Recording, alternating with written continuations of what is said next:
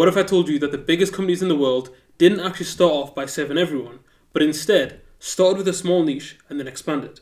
Most people don't know that Facebook, Prime, Instagram, and Apple started off with really niche areas like social networking for Harvard students. Prime was an online bookstore. Instagram was just for sharing photos, and Apple started off by just by making computers. Right now, we look into what they're doing today, and they're so broad, they're so big, they're doing so many different things. And what happens as entrepreneurs is that we think, by looking at them, we think we want to have a huge audience as well. So we look at what they're doing today, but not what they did when they first started. So when you're becoming an entrepreneur, one of the key things that I advise you to do is don't look at the results that people got. Look at what they did to get the results. Okay? And most entrepreneurs start off in a niche area and they don't actually serve everyone. Because if you serve everyone to start with, it's one of the quickest ways that you're going to destroy your business. Okay? Today, I'm going to be covering 3 different things. I've got 3 guarantees that I'm going to give to you in this video. The first thing is why serving everyone is keeping you broke. The second guarantee that I can give you today is that I'm going to show you the ideal framework that we use to help understand if we have a profitable selection of clients. And the third thing is that what you should actually look for when you're building your client avatar. Okay. Now you might be wondering who my name is Grant Singh. I'm the founder of GTM Academy. The academy has got over 40 entrepreneurs in. I had my first employee at 24 years old, and I've coached entrepreneurs making up to 4.5 million a year. So this is my bread and butter. This is what I do day in, day out. I help entrepreneurs to understand how they can grow their business. So let's get into it. The first thing, the first guarantee is why serving everyone is keeping you broke. So I've got a small statement that I think is just powerful to hear to start with. Okay. Most early stage entrepreneurs waste years and thousands of pounds trying to appeal to too many people, and it leaves them drained mentally, financially, and emotionally without getting the growth that they're actually looking for. Okay. Today I'm going to be breaking down like how you should actually think about your ICP, and there's going to be some beliefs that you already have about how I should run my business, who my customers are, who my customers should be, and they might get chat in this video. And if it does, I hope they chat in a way that's actually going to help you to make more money. Okay, and from my experience, I'm very confident that it will. Okay, so the first thing that I want to just clarify is the language that I'm going to be using. There's something called an ICP. Okay, what is an ICP? An ICP is an ideal customer profile. Okay, and it essentially defines who the perfect customer is for your service, right? Or your product or your service, whatever it is. Okay, now I want to get really, really simple when it comes to actually understanding how business works. I think the simpler I can make it, the easier it's going to be for you to understand. So let's break things down from a business perspective of why you should only serve one customer. So in business, the simplest form of business is that you have a product or service of some sort and you have a customer. Okay. What you do then is you market your product or service to a customer. As a result, if they like what they see, they then buy. Okay. Now that's it. In its simplest form, this is how a business runs. Now, what happens is people see this and they think, okay, but I want to grow my business. So when it comes to actually growing your business, you look at this and you think, okay, well, what could I do to grow my business? And there's typically 2 options that people have, right? Option 1 is that instead of just serving one customer, instead of serving one client avatar, by the way, so when I say serve one customer, I'm not talking about an individual customer like John down the street. I'm talking about an individual type of customer. So a niche, an area, a specific segment of the market. Okay. So for example, if I'm a personal trainer, if I serve everyone, right, that's like old people, young people, male, female, like every different type of person, like online, in person, whatever you can think of, that's everyone. Okay. If I was going to be niche and select an ICP or select a customer, I'm talking about someone, let's say, for example, who is between 18 and 25, who is wanting to build muscle, who is in my local area. That narrows down who my customer is, okay? So being specific with who your customer is. So when I use the language of who's your customer, that's what I mean, okay? I'm not talking about that, like I'm not saying it as a literal translation of one individual customer, right? But one client avatar, okay? So when you're thinking about growing your business, you have a couple options. You've got 2 options. People look at this and they think, okay, what can I do? And often the first thing that they go to is, I should take my product and I should go and sell it to other types of customers, right? But what happens when they say this is they don't realize how complex and challenging this actually is.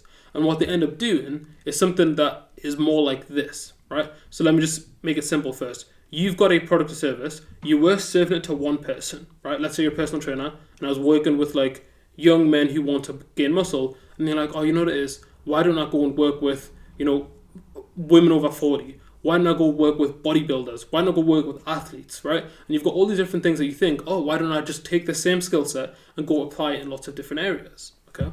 But here's what happens. You end up having to do different things. So firstly, you add more products to your service, right? So for example, if I'm serving a bodybuilder, I might have to give them something different to what I'm serving someone over 60, right? So I have to then adapt my service for different people and create new products. And alongside this, what also happens is that you might do a lot of marketing to a certain group. Let's say that's middle-aged women, and not get any sales off the back of that, right? And as a result, the original customer that you were serving, which was like young men, now you're not getting that much attention to because your marketing resources are limited. Your ability to sell is limited. Your awareness in the market is limited. But now you focus your attention on women, and originally your actual customer that was serving you really well isn't paying you anymore because you focus your attention elsewhere, right? You split your attention too thin, and a lot of the time you end up wasting lots of resources because you don't actually even know who your customer is and why they're looking to pay you, okay? And you might even market services to customers that they don't care about, right? So it's a very inefficient way to actually grow your business because that's what you want to do. You want to make more money. This is an inefficient way to grow your business, okay? Serving lots of different ICPs, right? Now, option 2 is you take the product and you just go heavy on marketing and you get lots of sales back. So you just take that one thing, that one ICP, so you've got your product or service, you've got that one client profile, and you just keep iterating and iterating and iterating, right? Now, when you think about this, it's so much easier and so much simpler.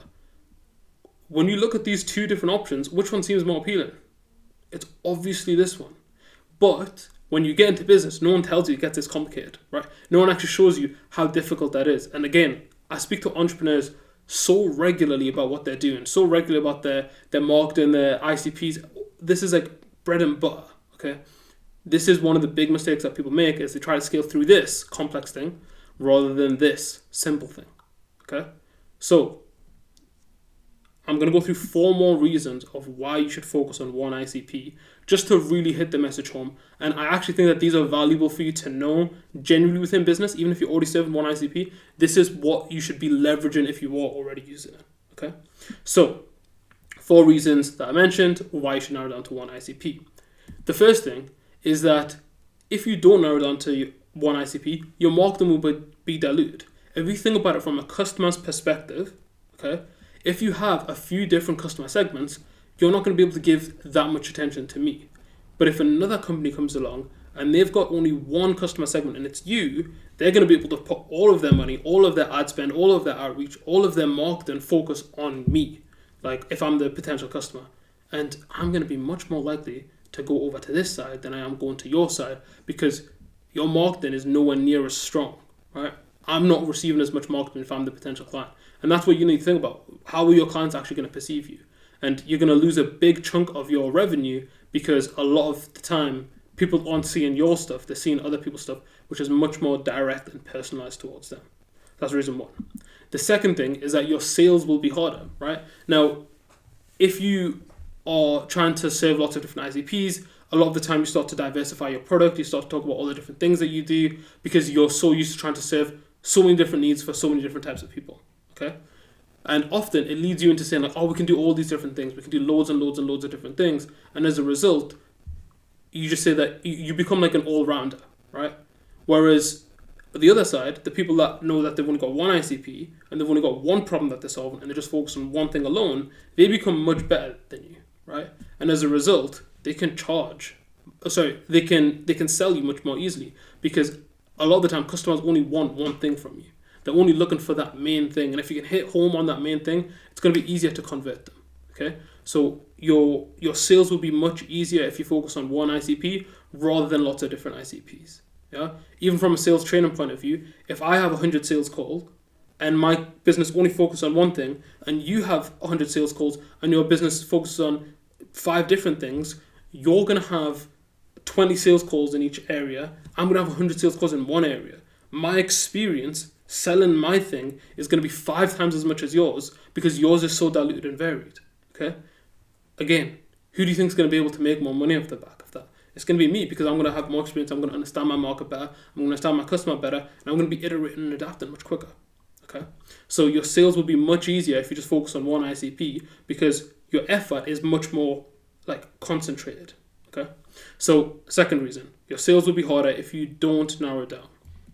The next reason is your pricing will also be capped. Okay? So a nice way to think about this is if you think about your position in the market, if you're 20th, right, you might charge £200 a month for your service. Let's say you run an ad agency, okay, and I've seen ad agencies do this. They might charge something really, really cheap, £200 a month, because they're not that high in the market. But if someone's really amazing at what they do, because they only focus on one thing, and they only do it for one specific customer, they can charge multiples of what other people are charging, right? And if you don't believe that people can charge multiples, right, your pricing really will be capped. If you don't believe people can charge multiples, a really easy example to think about is cars, okay? If you think about the standard VW, or you think about some of the basic cars out there, like a Toyota or something, and you compare that to a Bugatti, there's going to be a much higher price on the high-end cars, the ones that are the best at what they do. Is that a surprise? No. But you can charge a lot more when you're the best. Whereas if you're not the best and your stuff is average, you have to make up for it in volume, which is very, very difficult, right? Very, very difficult, okay? Because you're not even selling something that's amazing. You're selling something that's okay, it's solving a problem. So some people will just buy out of necessity, but not actually because it's a thing that they want. As soon as they can upgrade to the nicer thing, the thing that's actually better, they will leave you, okay? So your pricing is going to be capped. You can't charge as much if you're serving lots of different ICPs because you're just not going to be the best at it, right? Second last thing, is that your product quality will be poorer. So if you think about this over a time horizon of, let's say, 5 years, if you're serving lots of different clients and I'm serving one client, over 5 years, you're going to invest in your ICP, you're going to invest and you're going to start making lots of different things. You're not going to be able to focus in on just solving one problem better and better. It's going to diversify. And I've actually had this with a client. I've got a client that's making about 15 to 20k a month, and he's really struggling to grow his business anymore because his ICPs weren't clear at all. So we sat down and we said, okay, look, if we're just going to focus on one client, just one person that will pay you the most and will be the best for your business, who would that be? And now he's going to build his product and service around that. So over the next 5 years, instead of trying to serve 8 different ICPs, which is what he was originally doing, he's focusing on one where he can charge much better and he'll make the product better for that one primary ICP. Okay? So that's the next thing. Your product will be better if you focus on serving one individual group rather than lots of different people. Okay? Because you can take their feedback and actually listen to it because you know it's valuable, because it's actually the group of people that opinions are the most important to you. Right? Especially let's say, for example, if you're in a SaaS business and you're thinking about, okay, what are the different features that I need to add to my service? Okay, you're getting loads of complaints from loads of different people because everyone under the sun is using your product. It's how the hell are you meant to prioritize what thing you should actually do and what thing's going to drive more sales and which group of customers is the most important? You're in a state of paralysis because you're going to be so overwhelmed by the different types of customers and what they want. So selecting one ICP also helps you to make clearer decisions for improving your product quality. And it also helps you to make better internal decisions within the business as well. Okay. Now, the last thing is that customers will be more likely to churn if you don't focus in on one ICP. So if you think about it, right, let's say Amazon, for example. When Amazon were just a bookstore, there was a time where all the inquiries, all the problems were just related to books. Okay, I've got a problem with this book, I've got a problem with that book, or this book hasn't been delivered, that book has been delivered, whatever it is, right? The problems were all related to books, so it was much easier to solve those issues. Okay, now when they were niche, that was fine, right? Because it's one kind of product, it's one type of service. So even when you're building a team to deal with it, or even you're building systems to actually deliver on it, it's much more specific. Whereas they had to build up so much money to be able to reinvest into customer service, to be able to reinvest into infrastructure so that they could support a business that does everything. If you call Amazon and say that your kettle's not working, they have a process for that now. If you call Amazon and say that, your microphone's not working, your camera's not working, if you call them up and say that you've got a delivery issue, they've got so many different types of support now, but all of that costs a ton of money and effort and brain power to figure all that stuff out. So wouldn't it just be simpler to focus on one product or one service and then get your customer satisfaction nailed for that? And then when you can afford to make your product, expand your product range or whatever you're going to do, then you can focus on doing that afterwards, right? So this is why, again, it's just so important to come back to one ICP, right? Now, again, I'm going to ask you the question, what seems more appealing? Do you actually want to do lots of different things? Do you actually want to serve multiple different customer bases? Because you're going to end up spending a lot of resources, a lot of time, and not getting that much back for it, right? It's a much less efficient way to build a business, especially when you're early stage, okay? Now, I know some of you guys might be watching this video and be thinking, but gee, I only want to add one client profile. Is that much of a problem? Is it really going to impact the business that much? I would say that it is possible to add more client profiles. As you've seen, Facebook diversified, Prime diversified, everything else diversifies over time once you have enough resources. But here's the hidden costs that they don't talk about, okay? So if you have a huge abundance of resources, then you can go and start splitting up your client base, and then you can go and start serving different customer avatars. But until that point, these are all the things that you have to account for, right? I'm not going to sit and read them out, because I hope you just look at this and think, oh yeah, G's right, I shouldn't bother at this rate. I've actually got enough problems with the one product or service that I should be solving that I just don't need to be thinking about this right now, okay? There's a lot in here that you have to consider if you want to start serving multiple different clients, multiple different avatars. So please think very carefully before you do that. And on top of this, I'm not sure if you know, but around 30% of business owners are operating after 10 years. Only about 30% of businesses, okay? Just let that sink in for a second. 70% of businesses will fail. So why would you try and make things more complicated for yourself? Why would you try and make things harder?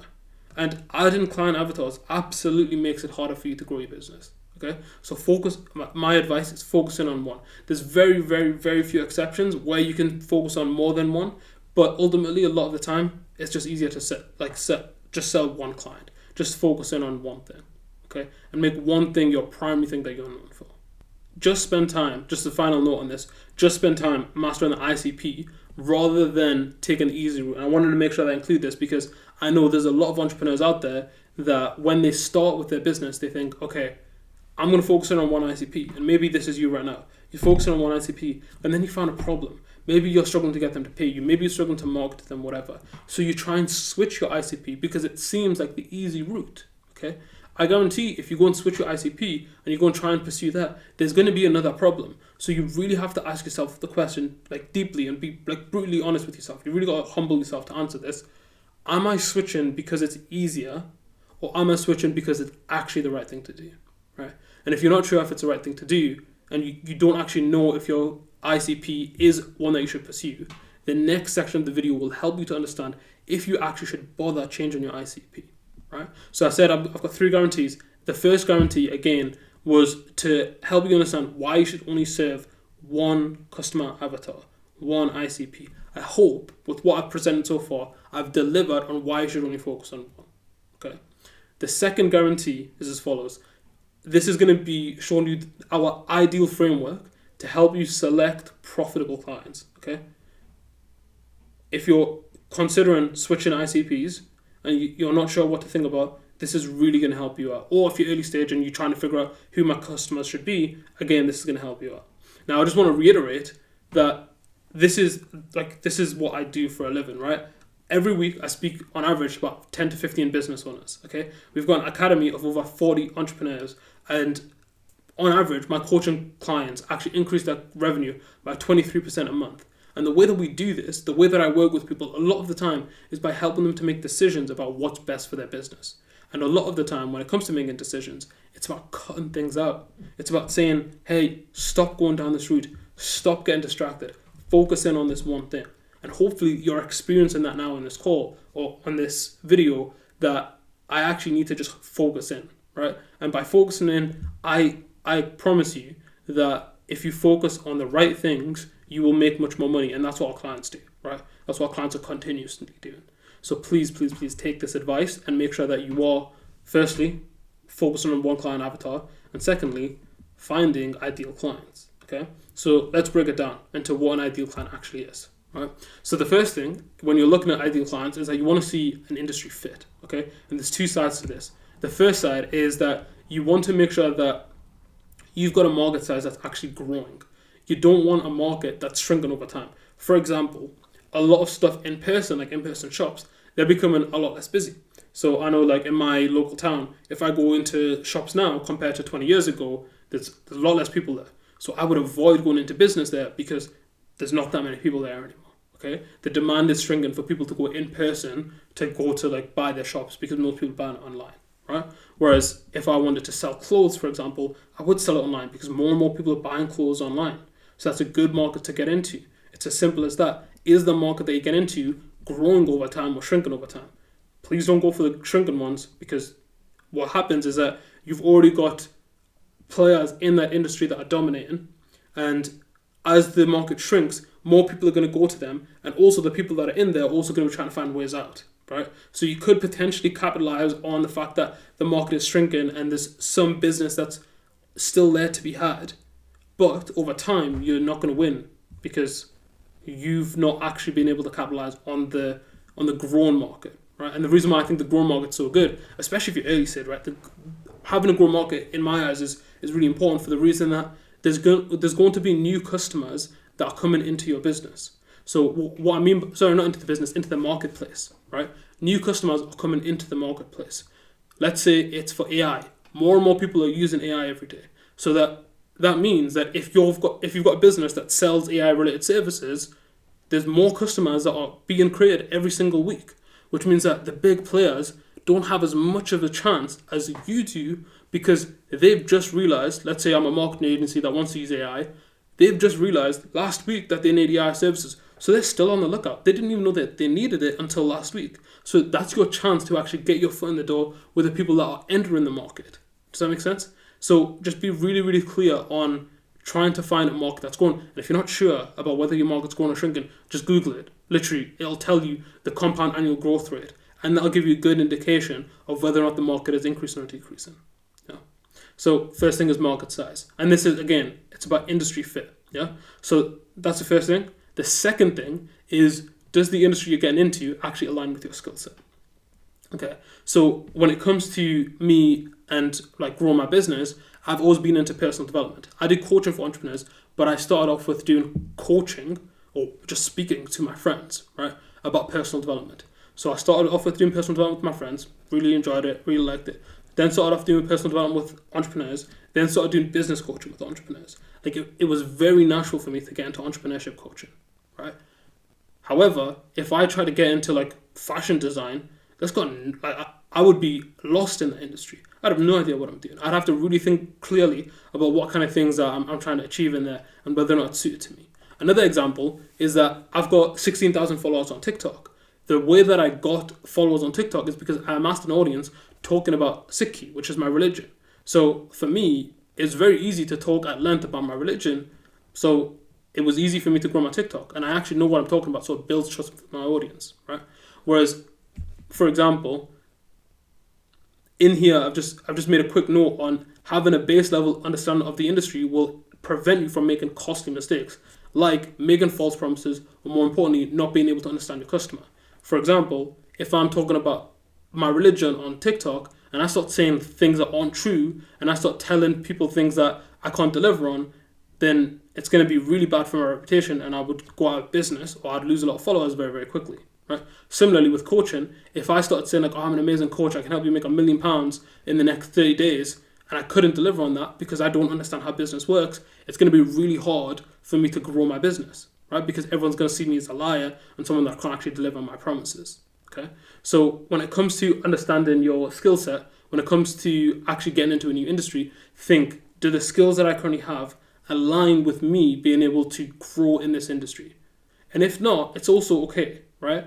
But you're just better off having a base level understanding. because it's going to help you to grow much quicker. And if you don't have that, just be prepared to work much, much more, because you're going to be behind. There's going to be other people in the industry that have already got a lot of skills and knowledge, and you're going to have to make up for that gap, right? So just keep that in mind. That's the first thing, industry fit. Okay. The next thing that we're going to be looking at is desperate for solutions, right? And this is an analogy that Alex Hormozy gave in one of his videos that I absolutely loved, right? I think he got it from someone else as well. But I want you to imagine these two food stands, right? And you've got a crowd of customers here. And this food stand gets 0 sales, and this food stand gets over 1,000 sales, okay? If I was to ask you, what would be the biggest difference between this person getting 0 sales and this person getting 1,000 sales? What do you think it would be? What would you expect the main difference between these two groups of people to be?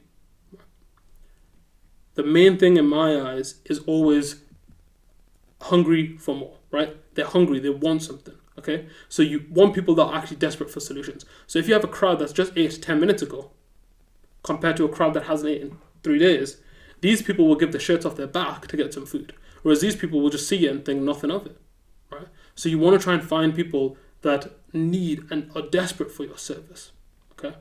So a quick note on this, that pain and desperation are often the biggest drivers to close a sale. If people are desperate for your service, not only are they more likely to buy, but they're also more likely to stay with you, okay? So keep that in mind. And then we'll move on to E. E stands for easy to access. And to illustrate this, I've put together a really complex diagram, right? I want you to imagine that you are this guy, right? And you've got your product or service, and you've got it for a specific customer base, okay? This is your ICP over here. He's green because he's got the money, right? Now, you might be sitting there thinking, okay, well, if I'm going to start a business, I want to make sure that my customers are easy to access, right? So you think, okay, how do I access this person? Let's say, for example, I'm a personal trainer, and I want to work with CEOs, okay? I want to help CEOs get fitter. But then I take a quick look around and my current network, none of them are CEOs.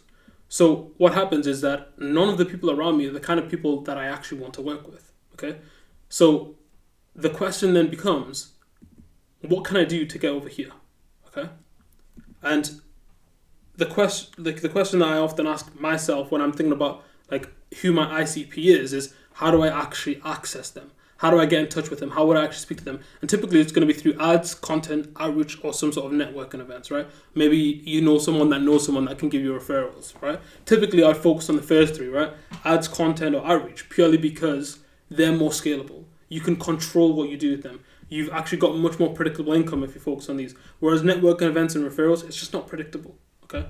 So when it comes to actually figuring out from a marketing point of view what you should do, and if you want to select a good ICP, you want to be able to find people that are accessible, right? If you can't find people that are accessible, then what good is your product or service if it can't be delivered or even shown to the people that you want to get it in front of, right? Like I do coaching for entrepreneurs. I would love to say that I coach Fortune 500 entrepreneurs, right? The CEOs of Fortune 500 companies, okay? So if I said that, like, and I wanted to get in touch with the CEO of Apple, I don't have his phone number. I can't do outreach. I can't run an ad and get in touch with them. Okay. So for me, what I had to do is I changed who my ICP was. I was like, okay, well, look, that is a little bit out of reach. That's a little bit unrealistic. Can I go to someone that's a little bit closer to what my ICP actually is, right?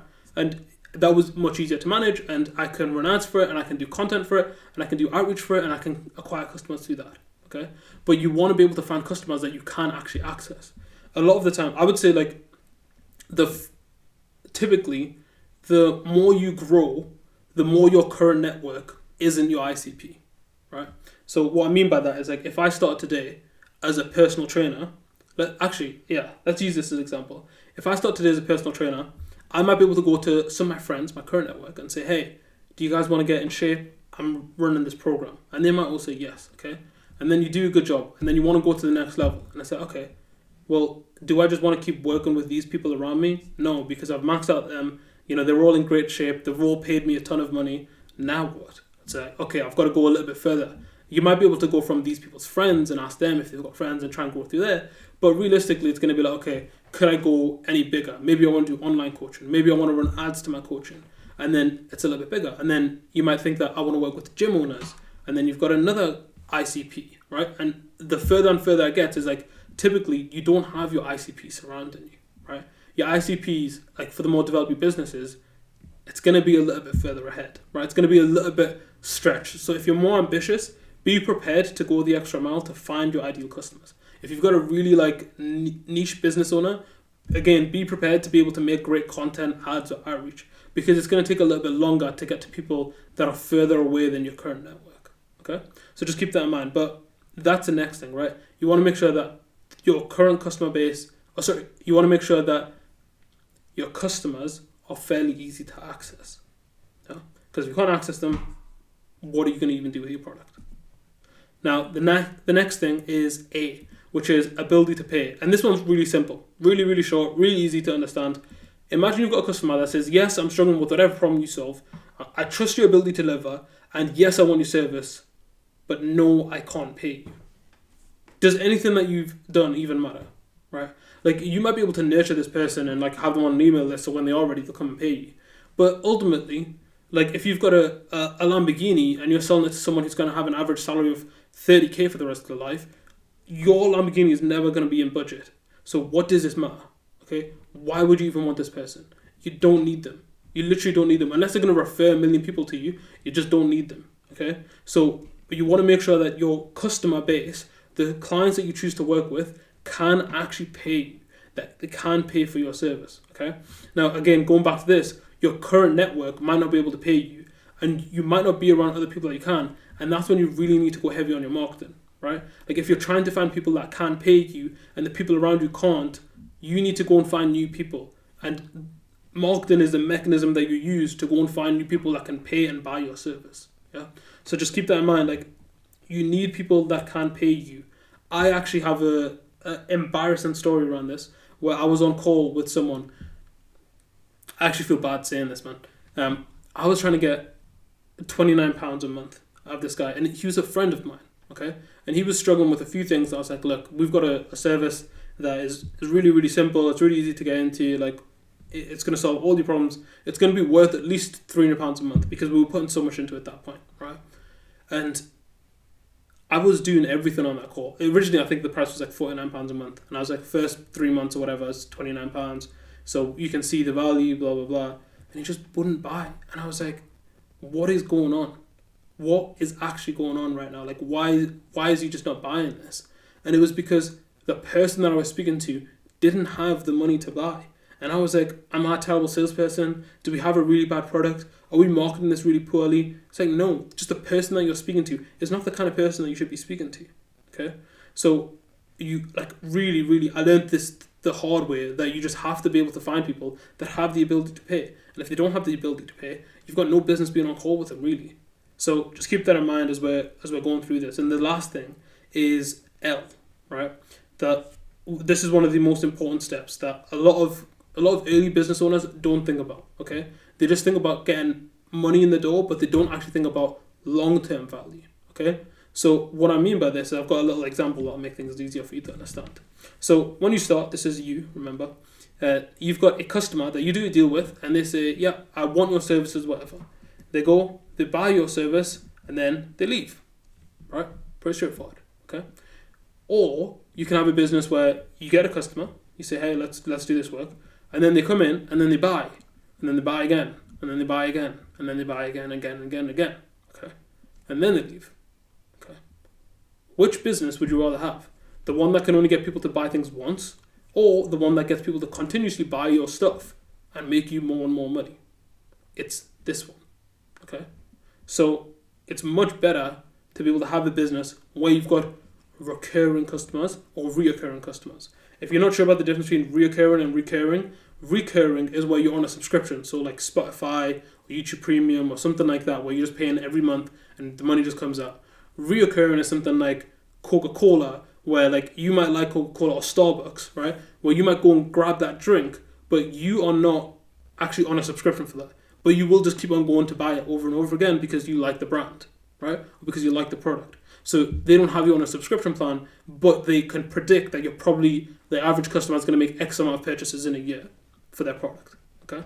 So that's how this works, right? You want to have customers that will continuously buy again from you, right? Because when you're acquiring a customer, it's going to cost you a decent amount.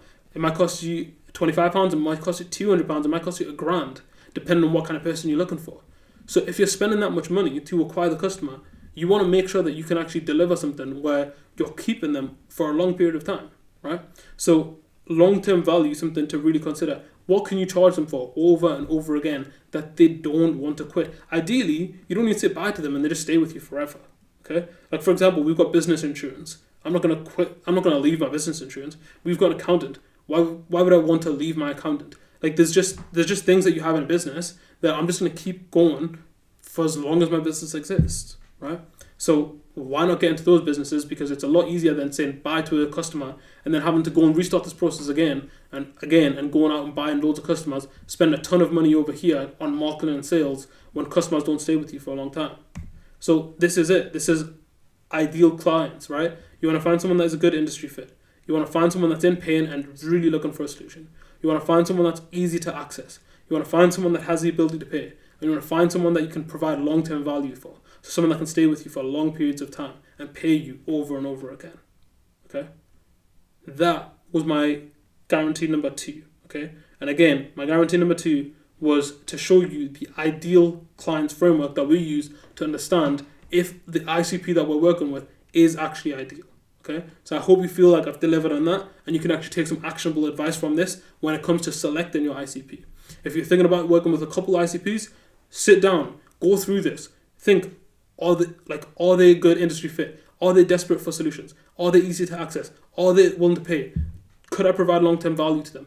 If you can sit down and just actually go through your different ICPs and say, well, based on this, I should select this type of ICP, right? That's what I want from you, to be able to make better decisions using clear frameworks, right? Because that's going to make you more money, okay? So, moving on to guarantee number 3, okay? Which hopefully you're confident that I'll deliver on because I just delivered on my last 2 guarantees, okay? So, this guarantee is exactly what you should look for when building your client avatar, okay? So, let's say you've decided on who your customer is, right? So again, I'll go back to the personal training example. I decided that I'm a personal trainer and I want to work with young adults from 18 to 25 that are looking to build muscle and are currently overweight. Okay, so that's my client. That's my ICP, right? Now I need to think about what information do I need to know about them, okay? Because if you just know that someone's 18 and is looking to build muscle and is currently overweight, that's not enough for you to be able to market to them, okay? So if I just put an ad out there, said, hey, if you're 18 and you want to be able to lose weight and build muscle, then this program is for you. That's all you can do with the ICP. You want to go one step further and build what we call a client avatar, which is really understanding the persona of the person that you're speaking to. It's going to allow you to write better copy. It's going to make your sales easier. It's going to make your marketing more potent. People are going to remember you much more because the words that you're using is much more aligned with what they actually want, right? So we've got another framework for this, which is helping you to get into your client's mind, okay? And mind is an acronym. So the first thing in understanding your client's mind is that you want to understand who actually are they, okay? So you want to get a bit of understanding about their lifestyle, about firstly what industry they're in, what's their kind of job role, do they have the actual money to pay you, okay? Here is a good starting foundation because, for example, I'll use a personal trainer example. If I'm a personal trainer and I'm targeting people that are 18 to 25, I say, all right, if you're 18 to 25 and you want to lose fat and build muscle, great. But if I say, if you're 18 to 25 and you're a university student and you currently don't have that much money, we've got a cheap program that'll help you to lose fat and build muscle. That is much more specific, and it's because I have the information about who they actually are. So the more information I have about them, the more specific my offering can get, the more people feel like this is actually something that's directly for them, right? So again, just get to really understand your market. The next thing is going to be their intent, okay? So what do they actually want? What are the goals, right? So what are their dream outcomes and goals? If you're thinking about selling personal training, if I think about their goals, say, oh, you can finally... Like if I'm thinking about a guy that's from 18 to 25 who wants to get in shape, you're probably thinking about like finding a great partner. So you want to be in shape for that partner, which means that that's their dream outcome and goal that's driving them to get into shape. If they want to show their friends that they're ripped and in like really good health, that's another thing. Someone who's like 80 years old might be like, I just want to be healthy, right? If I'm doing training for them, that you can see how people's goals are going to differ. And again, the way that I speak to them will be different based on what their goals are. So get really clear on their goals. I've got a person that's probably watching this video and he wants to sell thobes, right? So it's like Muslim garments. And in there, it's like, okay, what's their goal or dream? Is it that they want nice quality stuff? Is it that they want, it's like a status thing and they want to show people that, you know, I've got really high quality stuff? Is it that they're just looking for something really cheap and something that looks really nice? Like, what is the actual goal that they have? And the more you understand the goal, the more you can market that, like the easier it is to actually market and speak to your ideal client. So get really clear on what their goals are. Then you can start to tap into like you can start to understand what they're searching as well. So there's a good website called Answer the Public, and in there you can essentially find out what people are Googling at the moment. So for example, if I am doing personal training, I can see like, oh, I can search struggles around personal training. And then I can see like people are searching this, people are searching these questions, people are searching nutrition plans, they're searching workout plans, they're searching for PDFs, whatever it is. And then I can go and provide that and use them as lead magnets to actually get more engagement in whatever it is I'm selling, right? But the more I understand what people want, the easier it is to sell my stuff, okay? And then the last thing is, what are they already spending their money on? I think this is a great question, because when you're thinking about your ideal customer, for example, let's go back to the Thobes example. If you're selling clothing, you're thinking, okay, do I want to go for premium or do I want to go for cheap? You might be thinking, okay, I'm going to go for premium clothes because I think that's what my market wants. But all the time, people are only buying cheaper clothes, right? They're buying like standard quality. If that's the case, why would you go and make something that people haven't showed any demand for? So go and make the thing that people are actually saying that they want, right? And what you think people want and what they actually want is often dictated by their actions, right? So I did some training when I was doing user interviews on how to conduct a good user interview and how to actually really understand your customer better. One of the things that you should do is ask questions about the past. So if I ask someone, how often do you read? They might say, I read twice a week. But then if I ask them the question, when did you last read? They would have to answer. They're much more likely to tell the truth, firstly, from a psychology point of view. They're much more likely to tell the truth. They might then say, okay, 2 months ago. Okay? But they might tell themselves that they read like twice a week. So the question that you ask of, or the question that you think of like, you know, what do my customers want? A lot of the time, your customers don't even know themselves. But their habits, the things that they've done in the past, will help you to understand more about your customer than they understand about themselves. So really digging down into what their intent is, it's a great way to do it, right? Look at what they're already doing. So moving on to N, which is needs. What's keeping them stuck? Okay, again, some prompt questions I think are like, if I was you, I would literally sit down and I'd write all the answers out to these questions, because I think it's going to be the biggest lever on you growing your business, right?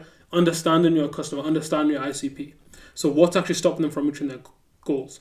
Again, let's go back to the personal trainer example. If I'm trying to help people to lose weight, the thing that's stopping me from reaching my goals is I don't know what I should be eating. Okay, great. Hey, do you not know what you should be eating in my copy? It's as simple as that, right? Hey, do you have really bad habits that your friends and family constantly ask you to go out and eat, and that's why you keep overeating? Again, if I understand what helps someone, like the reason why someone's stuck, I can call that out and tell them that I've got the solution for them. And they're going to believe me more because they understand. Like this is it. Actually, this is a good quote, right? People don't buy when they understand your product or service. People buy when they feel understood. Okay? What we're doing here, about getting into your client's mind, is why people will buy from you. Because they feel understood. So, ask yourself these questions. Get to know your customer better than they know themselves. And if you know your customer better than they know themselves, you can tell whether or not they're going to make you money. You can tell whether or not they're going to buy your stuff, because you know their behaviors better than they know their behaviors. So it's a no-brainer, right? You can tailor things perfectly to what someone would do because you know them better than they know themselves, right? So again, a couple more questions about what's their fears, what's their frustrations, bottlenecks. The more personal and deep you can get, the more people are going to trust you because they feel like you really understand. And then also really getting clear with them. A lot of the time, people, when it comes to buying, there's hidden costs that they don't think about of doing nothing. So for example, I can use a personal trainer example. Again, really, really easy to use as an example. If you don't do anything about your health, what happens? I will get fatter. I will probably die earlier. I will not feel good about myself, and I won't fit into any of my clothes. Okay? Those are the costs that people don't think about, but you need to bring that out so that they realize, like, oh, these are actually going to be my problems. This is the pain that I'm going through. These are the struggles that I'm going to have, right? And this, again, helps you to get really clear on what the needs of your customer are. Okay? So market, intent, needs. The last thing, and I love this one, is decision triggers. Okay? Why are they going to choose you? If you can get really good at decision triggers, man, business just becomes a game, because you can just predict what information they need. You give it to them at the perfect time that they need it, and it is genuinely like someone is reading your mind, right? So like your customer goes through your process and they feel like, oh, I had this question, that's been answered. I had this question, that's been answered. And this is really key for when you're making funnels, okay? When you're making ads. You need to be able to read the mind of your customer so that all the decisions are pre-made before your calls. I'll give you an example. When we started running our first ad campaign, we got 17 leads through our ad campaign and not one of them to buy, because all of them didn't, like, their boxes hadn't been ticked in terms of decision triggers, right? They didn't know who we were. They didn't trust us. They didn't see any testimonials, right? And this is what the questions will ask you as well, okay? So what do they need to see or hear to say yes? Do they need proof, testimonials, guarantees? What kind of things do they, like, what kind of features are really important to them? Do they want speed, simplicity, or like premium results? These are the things that customers need to know before they'll say yes to you, okay? But I didn't know this, right? So I would go in, I'd make a funnel, I'd make an ad campaign, and people would go through it and they wouldn't have anywhere near enough information to know, like, they wouldn't have the right beliefs, they wouldn't have the right things in place. I would have to go in and try and convince them on a call that everything that we're doing is perfect for them. But if I could integrate that into my marketing, if I could just show that on a screen, hey, you wanted proof, here's some testimonials. You want a guarantee, this is our offer with a guarantee. Like, if I can just show them, you wanted speed in the results that you're going to get, I can show you that. Like, if I just show them all the things that they're looking for, if I answer all their questions, they're going to be much more likely to buy. So literally, you can even make a list of all the decision triggers that someone has to make. So all the decisions that they have to make before they would say yes to you. Okay? And if you can just go through that and make a funnel where it's so easy for people to say yes, then I guarantee you your sales are going to go up. Your sales are going to go up. You're going to make more money. You're going to be much happier with your business. Okay? So this is how you start to be able to read your clients' minds using this framework. Now, that is the third guarantee that I had for you, that will show you how you can actually, will show you exactly the information that I recommend you learn about your clients. And again, I hope that we've had 3 guarantees and that we've managed to deliver on all 3 of them. Okay? Now, I've got a little bonus for you. If you're still sitting there thinking, I want to know my clients better, I need something that's actionable, I need some sort of framework, I need some sort of document that we can fill out, I've actually made another video on something that we created called the Pain Point Portal. Okay? And it's a really easy way for you to understand your customers in depth, and it's just as simple as filling in a spreadsheet on Canva. Okay? So I've also linked that below. So if you're sitting there thinking, okay, I understand it, I understand what I need to do, I've narrowed down my ICP, I know exactly who I want to target, I know exactly which market I want to go after, and I also know what kind of information I need, and you want to start taking some more steps, then we've got more information for you. We've got another video for you that you can go and check out. So this is the Pain Point Portal, and the link to this will be in the description. Now, the very last thing I want to ask you is that if you've got any questions, if you're not sure about anything in the video that I've mentioned, drop them in the comments below, or drop me a message personally on social media or whatever, and I'll get back to you as soon as possible. Right?